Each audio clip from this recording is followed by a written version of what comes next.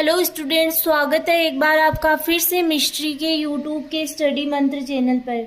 Today we will discuss about pyrosequencing. तो आज हम लोग डिस्कस करने वाले हैं कि पायरो सीक्वेंसिंग क्या होते हैं। सबसे पहले हम लोग इसका प्रिंसिपल नोट डाउन करेंगे, फिर इसके बारे में डीपली स्टडी करेंगे। तो पहले मैं आप लोगों को बता देती हूँ कि ये कौन से प्रिंसिपल पर बेस्ड है। तो यहाँ पे लिखा हुआ कि pyrosequencing is a method of DNA sequencing based on the sequencing by synthesis principle, कि यह सीक्वेंसिंग के सिंथेसिस प्रिंसिपल पर आधारित है। In which the sequencing is performed by detecting the nucleotide. इस प्रकार के सीक्वेंसिंग में न्यूक्लियोटाइड को डिटेक्ट किया जाता है इनकॉर्पोरेट बाय ए डीएनए पॉलीमरेज। किसके द्वारा? डीएनए पॉलीमरेज भी ऐड किया जाता है। It is based on light. ये किसके ऊपर बेस्ड है? मोस्टली ये किसके ऊपर बेस्ड होता है? लाइट के ऊपर बेस्ड होता है, जिसके द्वारा किसी न्यूक्लियोटाइड को क्या किया जाता है? डिटेक्ट किया जाता है। व्हेन पायरोफॉस्फेट इज रिलीज, जब पायरोफॉस्फेट रिलीज होता है तब इसमें क्या यूज में ली जाती है? लाइट का यूज किया जाता है। तो सबसे पहले मैं आपको इसको थोड़ा डिटेल में बता देती हूँ, फिर आप लोग इसके नोट्स भी नोट डाउन कर सकते हो ताकि आप लोगों को इजीली समझ में आ जाएंगे। सबसे पहले जैसे हम लोग पढ़ चुके हैं कि जो डीएनए सीक्वेंसिंग है वो क्यों की जाती है। जब से हम लोग डीएनए सीक्वेंसिंग स्टडी करें तब से मैं आपको एक ही बात बता रही हूँ कि डीएनए सीक्वेंसिंग इसलिए की जाती है ताकि जो न्यूक्लियोटाइड प्रेजेंट है उनको उनका अरेंजमेंट जानने के लिए, उनके सीक्वेंस को जानने के लिए डीएनए सीक्वेंसिंग की जाती है। सबसे पहले इसमें किसका यूज में लिया जाता है? जो पायरो सीक्वेंसिंग है उसमें यूज लाइट, ये लाइट के बेस पर होता है। इसमें लाइट का यूज किया जाता है ये जानने के लिए कि कौन सा न्यूक्लियोटाइड कहाँ प्रेजेंट है। इसके लिए डीएनए सीक्वेंसिंग की जाती है। ये मान लो मेरे पास कोई डबल स्टैंडर्ड डीएनए है। सबसे पहले मैं इसका क्या करवाऊंगी? पीसीआर। जब हम लोग इसको पीसीआर पर रन करवाएंगे तब हमें क्या प्राप्त होगी? इसकी बहुत सारी कॉपीज प्राप्त हो जाएगी। मान लो ये डीएनए, इसकी एक ही डीएनए की हमें बहुत सारी कॉपीज प्राप्त हो जाएगी, मल्टीपल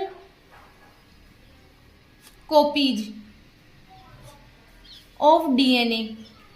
फिर हम लोग इन सब को क्या करेंगे? जितनी भी कॉपीज है उनको हम लोग क्या करते हैं? डीनेचर करते हैं।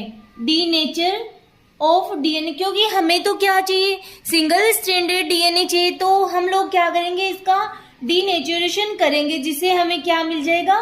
सिंगल स्ट्रैंडेड डीएनए मिल जाएंगे।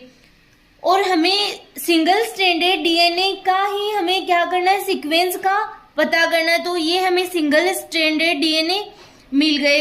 अब हम लोग क्या करेंगे? इन सिंगल स्ट्रैंडेड डीएनए को क्या करेंगे? किसी बीड से अटैच करेंगे। ये कोई बीड है, इससे कई डीएनए, मिलियंस डीएनए अटैच हो सकते हैं। एक बीड से लगभग 1 मिलियन डीएनए अटैच हो सकते हैं। हमें जिस भी डीएनए का क्या करना है? सीक्वेंस फाइंड आउट करना है, उसको इस बीड के साथ में क्या कर देते हैं?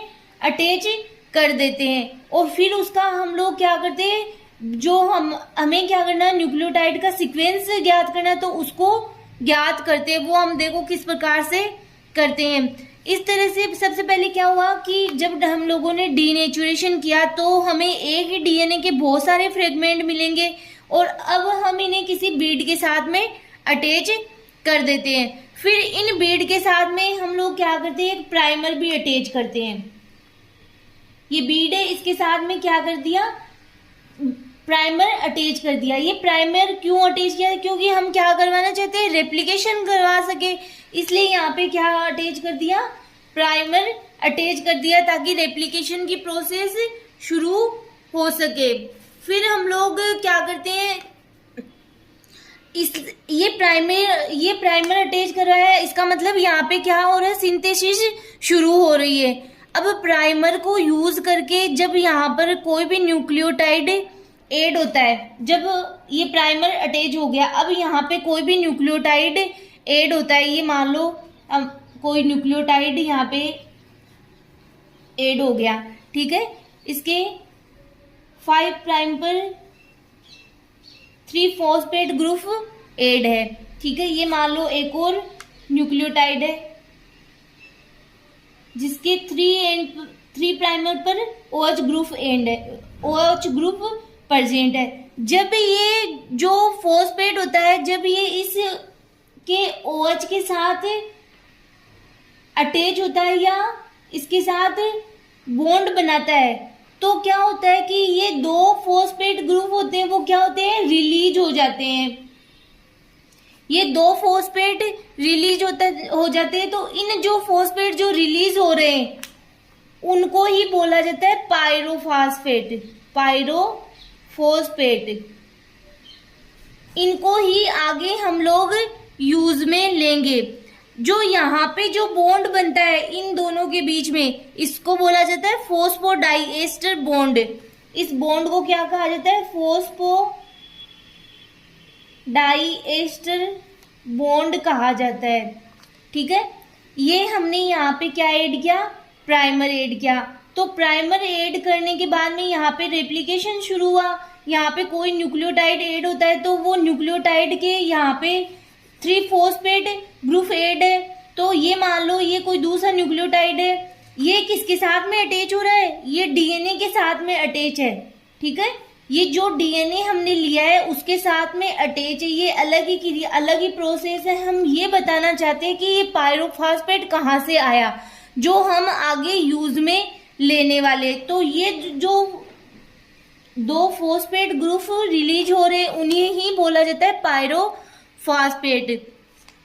अब आगे क्या किया जाता है कि इन पायरोफॉस्फेट को ही क्या किया जाता है, हम आगे यूज में लेते हैं। अब हम क्या करते हैं, जो ये बीड है इसके ऊपर ये यहाँ पे फिर से बना लिया मैंने, यहाँ पर ये पायरोफॉस्फेट भी क्या कर देते हैं, पुट करते हैं। इसके साथ में ये हमने इसके साथ पायरोफॉस्फेट पुट किया, प्लस इसके साथ में हम लोग ऐड करते हैं एडिनोसिन फॉस्फोसल्फेट ऐड करते हैं। एडिनोसिन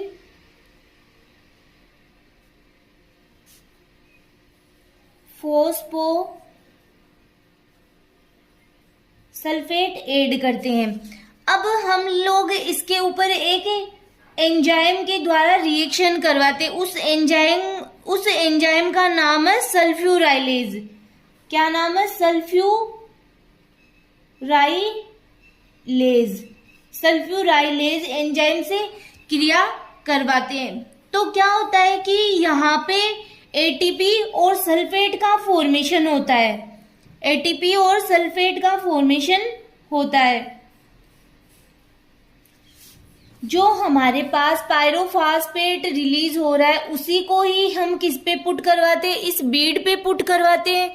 और फिर इसके साथ में हम लोग एडिनोसिन फॉस्फोसल्फेट पुट करवाते हैं। फिर एक एंजाइम का यूज में लेते हैं जिसका नाम है सल्फ्यूराइलेज, जिससे कि एटीपी और सल्फेट का फॉर्मेशन होता है। इस एटीपी की रिएक्शन हम लोग एक मॉलिक्यूल से करवाते हैं जिसका नाम है ल्यूसीफेरिन। ल्यूसीफेरिन नामक मॉलिक्यूल से इसकी क्रिया करवाते हैं, पर प्लस हम लोग इसके साथ में ऑक्सीजन भी ऐड करते हैं। तो जो एटीपी होता है वो किसमें ब्रेक डाउन हो जाता है, एएमपी में। किसके प्रेजेंस में, ल्यूसीफरेज की प्रेजेंस में एएमपी और पायरोफॉस्फेट में ये बदल जाता है या कन्वर्ट हो जाता है। और इनको मिलाकर किसका फॉर्मेशन करवा लिया जाता है, ऑक्सी ल्यूसीफेरिन का। आई होप यहां तक आपको अच्छे से समझ में आ गया होगा कि जो एटीपी होता है उसकी रिएक्शन करवाते हैं ल्यूसीफेरिन नामक मॉलिक्यूल के साथ। फिर इसके साथ में ऑक्सीजन भी ऐड करते हैं। फिर क्या करते हैं, ल्यूसीफरेज की प्रेजेंस में ये किसमें कन्वर्ट हो जाता है, एएमपी प्लस पायरोफॉस्फेट में। अब इनको दोनों को मिला के किसका फॉर्मेशन कर लिया जाता है, ऑक्सी ल्यूसीफेरिन का फॉर्मेशन कर लिया जाता है। फिर हम लोग देखते हैं कि जो एएमपी होता है और पायरोफॉस्फेट जब ऑक्सील्यूसिफेरेन में कन्वर्ट हो जाते हैं तो ये क्या करता है, लाइट इमिट करता है। ये क्या करता है, लाइट इमिट करता है। जब ये लाइट इमिट करता है तो हम क्या समझेंगे कि यहाँ पे न्यूक्लियोटाइड अटैच हो चुका है। जब लाइट इमिट होती है तो हम लोग क्या समझेंगे, यहाँ पे क्या हो चुका है, न्यूक्लियोटाइड अटैच हो चुका है। अब ये कैसे पता चलेगा कि हमें यहाँ पे कौन सा न्यूक्लियोटाइड ऐड हुआ है? इसके लिए हम क्या करते हैं, 1 by 1 न्यूक्लियोटाइड ऐड हो चुका है। अब हम लोग कैसे पता करेंगे कि इसमें कौन सा न्यूक्लियोटाइड ऐड हुआ है? तो सबसे पहले मान लो इसमें मैंने जीटीपी ऐड किया है, तो अगर और हम लोग देखते हैं, मैंने देखा कि इसमें रिजल्ट आया कि नहीं। अगर रिजल्ट आया तो हम समझ जाएंगे कि इसमें ये वाला न्यूक्लियोटाइड ऐड हुआ है। ठीक है, इसके लिए हम लोग क्या करते हैं, 1 by 1 न्यूक्लियोटाइड ऐड करते हैं। अब ये वाला न्यूक्लियोटाइड डाला, फिर हम लोगों को क्या करते हैं, इसको रिमूव भी करना होता है, क्योंकि अगर हम लोग इसमें नेक्स्ट न्यूक्लियोटाइड डालेंगे तो हमें फॉल्स रिजल्ट मिलेंगे। तो इसको रिमूव करने के लिए हम लोग क्या करते हैं, मान लो ये हमने यहाँ पे आगे बता देती हूँ मैं आप लोगों को कि डीएनटीपी यूज में लिया, फिर इसके साथ में जो एपाइरेज है वो उससे इसको ट्रीट किया जाता है। उससे इसको इसलिए ट्रीट किया जाता है ताकि इसका क्या हो जाए, ब्रेक डाउन हो जाए। तो हमें ये मिलता है NMP प्लस पायरोफॉस्फेट, जिसको रिमूव कर लिया जाता है ताकि हमें फॉल्स रिजल्ट ना मिले। इसके लिए हम लोग इसमें एपाइरेज यूज में लेते हैं कि न्यूक्लियोटाइड को रिमूव करने के लिए एपाइरेज का यूज में लिया जाता है ताकि हमें फॉल्स रिजल्ट ना मिले। फिर हमें अब एटीपी जो यहाँ पे जो एटीपी बन रहा है यहाँ पे, इसको भी रिमूव करना होता है क्योंकि इसके द्वारा भी हमें फॉल्स रिजल्ट मिल सकते हैं। तो इसको भी रिमूव करने के लिए एपाइरेज का वापस से इसको एटीपी को भी एपाइरेज से ट्रीट किया जाता है, जिससे कि ये AMP प्लस पायरोफॉस्फेट में कन्वर्ट हो जाते हैं। अब हम इस प्रोसेस को क्या करेंगे, बार बार में दोहराएंगे कि ये बीट इसमें क्या करेंगे, हम लोग न्यूक्लियोटाइड ऐड करेंगे। जैसे मैंने बताया कि डीएनटीपी ऐड किया, फिर इसमें डीएनटीपी में चारों न्यूक्लियोटाइड को बार बार में ऐड करके देखते हैं और उनको वापस से रिमूव करते जाएंगे। जब तक ये प्रोसेस करेंगे, जब तक कि हमें क्या नहीं मिल जाए, कोई स्पेसिफिक सीक्वेंस ना मिल जाए, तब तक हम लोग ये वाली प्रोसेस करते रहेंगे कि इसमें न्यूक्लियोटाइड ऐड किया, फिर उसको वापस से रिमूव करते हैं। रिमूव करने के लिए एपाइरेज का यूज में लिया जाता है, फिर नेक्स्ट न्यूक्लियोटाइड ऐड करते हैं। ये प्रोसेस चलती रहती है। जब हमें कोई स्पेसिफिक सीक्वेंस मिल जाता है, जो हमने डीएनए लिया है, जिसका हमें जिस न्यूक्लियोटाइड का हमें सीक्वेंस ज्ञात करना है, जब तक हमें ये स्पेसिफिक सीक्वेंस मिल जाएगा तब ये प्रोसेस यहीं पे ही स्टॉप हो जाएगी। तो ये था आपके पायरो सीक्वेंसिंग। अब हम लोग इसको नोट डाउन कर लेते हैं।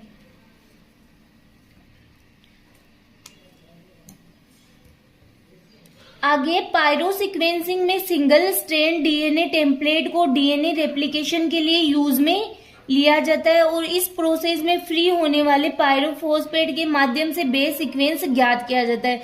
जैसे मैंने बताया वो ही यहाँ पे नोट डाउन किया गया है कि डीएनए रेप्लिकेशन के लिए सबसे पहले इसमें क्या ऐड किया जाता है, प्राइमर ऐड किया जाता है, जिससे कि जो रेप्लिकेशन की प्रोसेस शुरू होती है और पायरोफॉस्फेट रिमूव होते हैं, जिससे कि हम बेस सीक्वेंस ज्ञात करते हैं। सिंगल स्ट्रैंडेड डीएनए टेम्पलेट को नॉर्मली पीसीआर मैग्निफिकेशन द्वारा प्राप्त किया जाता है। फिर pyrosequencing are method following की पायरो सीक्वेंसिंग का मेथड नीचे दे रखा है। सबसे पहले डीएनए सिंथेसिस के लिए सूटेबल मिक्सचर में DNA template sequencing primer E coli के डीएनए पॉलीमरेज फर्स्ट का नॉन फ्रेगमेंट एडिनोसिन 5 फॉस्फोसल्फेट एपीएस जिसको बोला जाता है। फिर है ल्यूसीफेरिन ल्यूसीफेरेज एटीपी सल्फ्यूरेज एंड एपाइरेज मिक्स करते हैं। ये यहाँ पे मैंने ना साथ में ही नोट डाउन कर दिया कि ये सब मिक्स करते हैं। बाकी यहाँ पे ऐसे होता है कि जो एपाइरेज है वो हम लोग इसलिए ऐड करते हैं ताकि जो हमने न्यूक्लियोटाइड लिया है उसको रिमूव कर सके। इस टाइप से जो सीक्वेंस है मिक्सचर प्रिपेयर किया जाता है। जो नॉन सेगमेंट में डीएनए पॉलीमरेज प्रोसेस ही होती है, किंतु इसमें 3 प्राइमर से 5 डेज प्राइमर एक्सोन्यूक्लियोज प्रोसेस नहीं होती है। इस सीक्वेंस मिक्सचर में 4 डीऑक्सी न्यूक्लियोटाइड ट्राईफॉस्फेट, वो ये DNTP लिखा हुआ है यहाँ पे,